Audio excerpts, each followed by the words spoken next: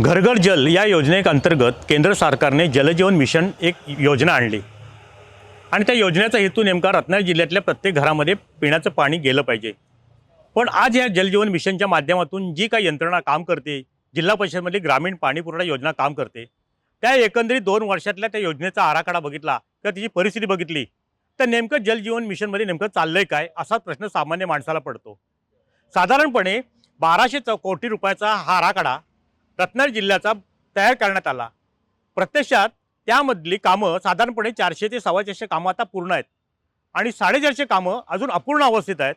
तर काही ठिकाणी ग्रामपंचायतीने हरकत घेतल्यामुळे त्या कामांना कुठं गती मिळत नाही आहे। मुळात प्रत्येक घर जल या योजनेमध्ये केंद्र सरकारचे 50% निधी आणि राज्याचा 50% निधी असं त्यामधलं समीकरण होतं किंवा देयक होतं। पण आज रत्नागिरी जिल्हा परिषदमध्ये घर जलच्या योजनेतनं जलजीवन मिशनचा विषय काढला किंवा तो विचारला किंवा त्या बाबतीत माहिती घेतली असता एक काहीतरी त्यामध्ये कुठेतरी पाणी मुरतंय अशीच परिस्थिती आज आहे। जलजीवन मिशनच्या योजनेमध्ये केंद्र सरकारने घर जल ही योजना आणली, पण त्यामध्ये ज्याला पाणी द्यायचं आहे त्याची आधार लिंक करण्याची सक्तीची अट होती। आधार लिंक केल्यानंतर असं लक्षात आलं की मुळातच रत्नागिरी जिल्ह्यातल्या 80% लोकांना पाणी मिळतंय।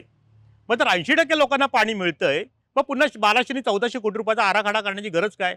म्हणजे 20% लोकांना फक्त पाणी द्यायचं आहे।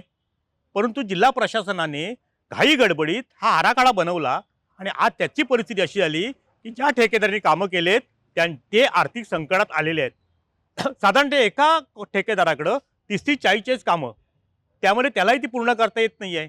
दुसऱ्या बाजूला पूर्वीची भारत निर्माण आहे, तिसऱ्या बाजूला मिऱ्या शिरगाव निवळीची योजना राबवली जाते, त्यासुद्धा काही ग्रामपंचायतीमध्ये त्याचं पाणी जाणार आहे। पण जलजीवन मिशनमध्ये बांधलेल्या टाक्या अजूनही त्याच अवस्थेत दिसत आहेत। त्यामुळे घर जल ही योजना प्रत्यक्षात किती साकारलेली आहे आणि त्यामुळे केंद्राकडनं येणारा पैसा आधार लिंक केल्यानंतर असं निदर्शनाचं केंद्राला आल्यानंतर 80% लोकांच्या घरी पाणी जातंय हे पाहिल्यानंतर त्यांनी केंद्राने आपला हात आखडता घेतला आणि आज जवळजवळ सुमारे 60 कोटी रुपये केलेल्या कामाचे आणि उर्वरित कामं पूर्ण झाल्याचे असे मिळून जवळजवळ 100 कोटी रुपये ठेकेदारांचे राज्य शासन देणं आहे। मग अशा परिस्थितीमध्ये मुळातच आराखडा वाढवण्याची गरज काय? किंवा ज्या ठिकाणी आराखडा ज्या पद्धतीने गावच्या पातळीवरती बनवायला पाहिजे होता तो न बनवता अवास्तव आराखडे बनवले गेल्यामुळे त्याची किंमत वाढली। आता रिवाइज एस्टिमेट पाठवण्यासाठी जवळजवळ 450 कामं गेली।